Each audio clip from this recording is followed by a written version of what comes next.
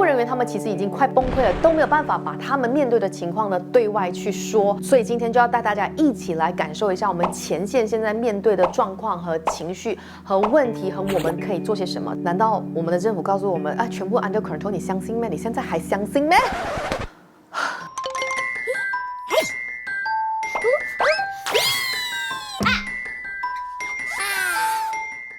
？Hello， 你好，我是莹莹。今天这支影片呢，要来跟大家聊聊关于我们马来西亚的疫情的现况。那在我拍摄这支影片的时候呢，我们的单日确诊病例呢是15902宗。之前的时候，我还可以针对疫情的这一个数字呢，可能拍一些短视频，就是觉得啊苦中作乐一下。可是说真的，我现在已经没有办法再做这件事情。这样子的一个病例数呢，还有这样子的一个疫情的情况呢，此起彼落的 EMCO 区呢，我觉得再来拍一些好笑的东西，好像都是在医护人员的身上踩多几脚。所以我觉得没有办法了，我已经不想要再去调侃那个确诊数字了。那我们只能希望呢，这个病例拜托告诉我现在就是高峰，你可不可以往下走？我国新冠肺炎确诊病例连续2天狂飙不停，今天暴增17045宗确诊。不要麻木，不要对数字麻木。我知道大家已經是有一種係咁啦，你可以做咩？萬幾十幾千咁樣，我懂。我覺得大家可能會有一種這樣子本撇的心情。可是我覺得有一些情況是有必要讓大家知道的，有一些事你沒有看到，不代表它沒有發生。已經有一些人，他們真的崩潰了，他們已經受不了了。說這個呢，就是我們的醫護人員，還有我們的醫療系統。在1個星期之前呢，就有一支影片出來了，裡面是滿滿的前線人員崩潰、恐懼、害怕、難過、絕望的心情。說這個就是這支影片。Nothing can prepare us for the current extent that we are facing now. Starting early this year, we've been seeing really sick people. And we are not talking about elderly people. We are talking about people who are young, people who don't have any medical illness, getting severe COVID Cat 4 and Cat 5. We are losing lives, we are losing people's mothers, fathers, children. And to know that this has come, to our country. I'm just thinking of when is this going to end? So I had to come on behalf of my colleagues because it's just heartbreaking. 你可以在这支影片里面呢，很赤裸的听到医护人员的声音的那一种战斗，他的那一种绝望，那种有一些就是甚至是 fed up， 有一些是很 depressed。很多不同的情绪在那一边。我记得那些影片呢发布的时候，我们荧光笔工作室的成员每一个人看到之后，几乎都哭了，因为你可以很明显的感受得到医护人员的那一种处境，好像是只有他们在孤军作战，而且他们一直都提到一个字，就是你以为我们在同一条船上吗？我们其实已经沉船了。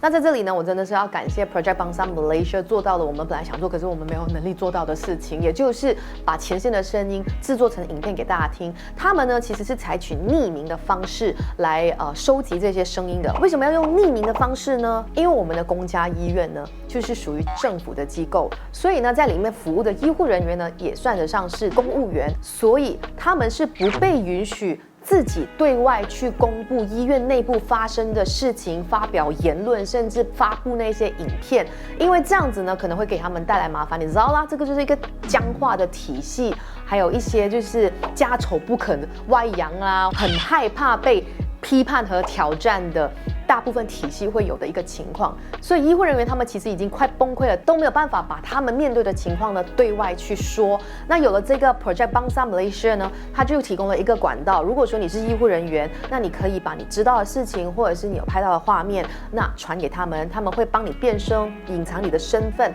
然后呢把真实的情况让马来西亚的人民去看得到。Kita masih ingat lah, kerana semua orang ingat PRN Sabah tu balik tak kena kuarantin. Lepas tu PKP yang separuh masa longgar sana, longgar sini. Ahli-ahli parlimen yang langgar SOP macam-macam lagi. Semua tu kita ingat. So sampai bila? I know my colleagues are still fighting hard, and I think what was frustrating even more is like they can't say anything, you know. Right now, every time we want to try to expose it, they will tell everyone in mass media that situation is under control. When we are like, hello, we are drowning here. 他们在描述的就是马来西亚的医疗体系和他们在前线人员所面临的一个赤裸裸、实实在在的情况。除了是没有足够的休息，然后除了是在一个非常危险、充满病毒的环境之下去执行他们的任务之外，他们也面临了这个医疗资源不足的问题。医疗资源不足的这个东西呢，其实有点奇怪，对不对？你会觉得说啊，为什么会不足？去年刚刚发生的时候，可能是因为我们还来不及反应，那现在应该是 OK 吗？都没有像是去年这样子讲说啊，不够口罩没有什么。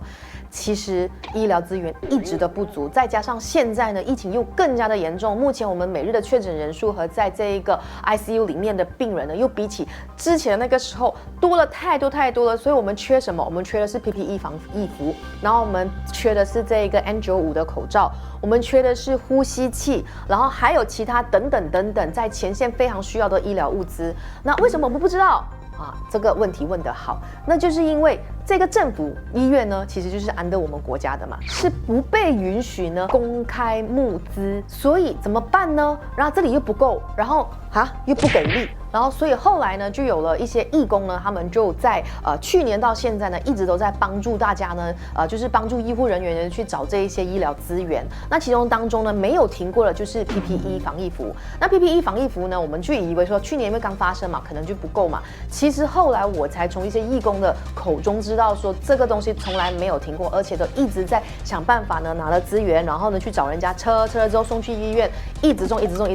更何况现在我们每日确诊的病例是这么的高，所以这一个物资只有需求量越来越大，尤其是现在越来越多人真的发生了这个重症的情况，所以我们需要的是呼吸器啊、氧气筒啊等等。所以我想请问你，如果你是一个在前线救人的医生，你的这个基本的防护的这一些东西都不够的话，你能够放心的去救人吗？你还可以在家里面讲说啊，上网课很无聊啊，然后不知道做什么事情啊，我头发没得剪啊，我要发毛啦。他们连想这些事情的时间和机会都没有。你会看到整个制度或者是整个决策者似乎没有要让这件事情给停下来，反正他们就做他们想要做的事情，然后下面的死多少人确诊不关他们的事，然后医生、护士、前线人员牺牲了多少人，大家还要撑多久，没有人知道，没有人有答案。所以真的，我们在这个时候一定要去了解前线人员的压力是怎么样，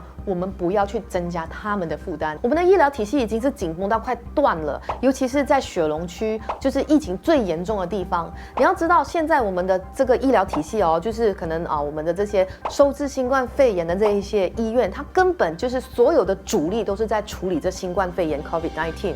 那原本的那一些长期的病患呢，经常需要洗肾的病人们呢，需要一直去复诊，然后去治疗的这一些其他的慢性病患者呢，他们都因为医疗资源被这个冠病呢给占据着，而失去了他们可以得到医治的这一个资源和条件。所以这个事情不是只是你看到每天失去多少新冠肺炎死亡的人数而已，还有很多人是因为医疗体系已经分不出来那个资源了，导致他们可能也因此失去救治，失去了生命。这些数字都没有算在我们每天看到的100多个人的数字里面哦，所以是非常的严重的。在一个如此令人绝望的一个情况之下，我们真的要绝望吗？不用绝望。我觉得大家呢都还是可以在自己的能力范围之内去做我们可以做的事情。那有一些人呢，可能他们就会选择呢，就是做一个最安分守己的人，就像口罩戴好啊，做好防疫的 SOP 啊，然后呢好好保护自己，保护家人。我觉得这个已经是最基本，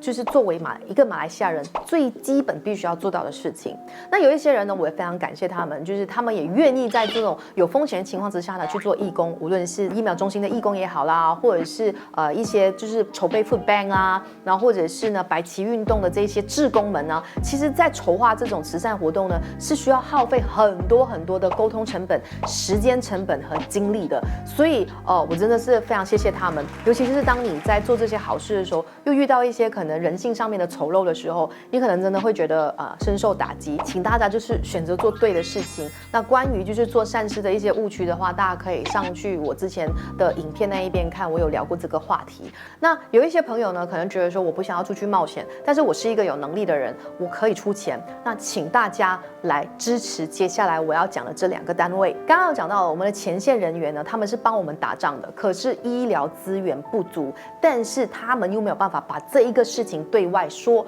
于是呢，就有了我刚刚有提到的，就是有一群义工呢，他们在去年的时候就已经在帮助这一些前线人员对外去筹募一些资金，还有这一个医疗资源，就去帮他们去处理 PPE 啊、口罩啊等等的这种事情，去支援他们，因为医生们都在救人了。排除医院不准他们对外筹款和筹集物资之外，那其实他们也没有精力去做这件事情。所以这个志工团呢，到去年到现在都没有停过，而且他们的责任也越来越大。那发起人就是一个前媒体人陈燕妮，大家可能对他也有一个印象，他真的是我们马来西亚的贾永杰。台湾有贾永杰呢，去买呼吸器啊，然后去筹款啊，去送物资。那我觉得他其实就是默默从去年到现在都在做这件事情的人。那因为刚刚讲到，我们现在情况已经不是去年的情况，已经是比去年严重好多倍了，所以需要的这一个资金和物资呢是越来越庞大。于是呢 ，Kin 的这个海星基金会呢就加入了这一个筹募物资的计划，就向企业筹资，然后呢也向民众筹资。那因为海星基金会呢，它是已经运行很多年的这个基金会，一直呢都有在为社会付出，然后提供很多的资源，也是有这个政府的认证的。所以大家如果说想要出一份力的话呢，可以放心的把你的这一个款项呢，就是转过去这一个海星基金会，然后他们就会交给这个刚刚讲到的陈燕妮呢，去决定采买什么样子的医疗物资。那他们的合作呢，相信呢可以帮助前线呢解决燃眉之急。那如果你是透过这个管道呢所捐的这个款项呢，最主要会支援的是苏埃部落医院，还有斯拉央医院，以及最近呢安邦医院，他们也是有资源，因为这些呢是收治很多这个冠病患者的这个主力医院，所以希望大家可以就是能出多少就出多少。那我会把这些资料都放在描述栏。那当然也要提醒大家，就是你在做捐款的时候呢，也一定要去查清楚，就是这个名字账户是不是对的，因为 in case 在转发的过程当中被别人篡改，我们不要让我们的好意呢被不法之徒或者是没有良心的人集结，所以这部分呢还是希望大家可以谨慎一点。那除了这一个送爱到前线的 project 是把这个资源呢送到去苏埃部落医院和斯拉央医院之外呢，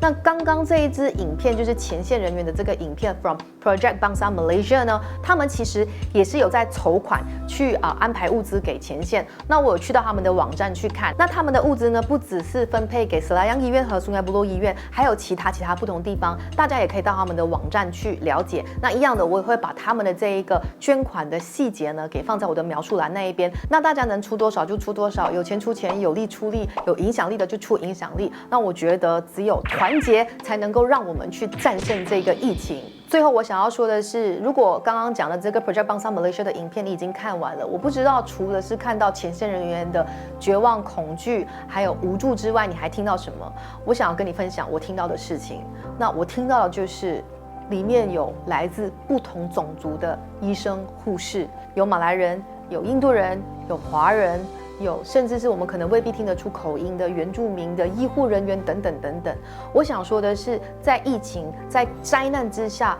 我们都是一样的，我们不分种族。病毒不会因为你的种族而选择要不要攻击你，而我们的医生也是一样，不会因为你的种族而决定要不要救你。他们无论是来自什么样子的种族，都是在拯救在这一片土地上的每一个生命。我经常在想，疫情对我们造成的是很多的损失，无论是人命上的损失，或者是经济上的损失。可是我在想，它真的只有损失吗？如果这件事情的发生必有它的道理，我希望它可以带来一个正面的影响，那就是让大家意识到，在这片土地上的每一个人都是 Anak Malaysia， 我们都是在面对同样的困难。不要在太平盛世的时候再分种族，只有在共患难的时候才知道我们是一体的。我希望人民可以觉悟，政治人物都有他们自己的意图和他们的野心，唯有团结是我们马来西亚唯一的出路。也希望过了这一个难关之后呢，我们可以各族人民更加的团结，一起去对抗接下来遇到的任何的困难，包括可以更进步的政府。我们都是马来西亚子民，在灾难和疫情之下，没有人能够置身事外，也没有人能够袖手旁观。所以好好保护自己，也帮助我们的前线人员。Kita anak Malaysia, kita jaga kita。好，那有钱出钱，有力出力。还没有订阅我的频道的朋友，可以订阅一下，也可以 follow 我的 Facebook、IG、Instagram， 下集影片见，拜拜。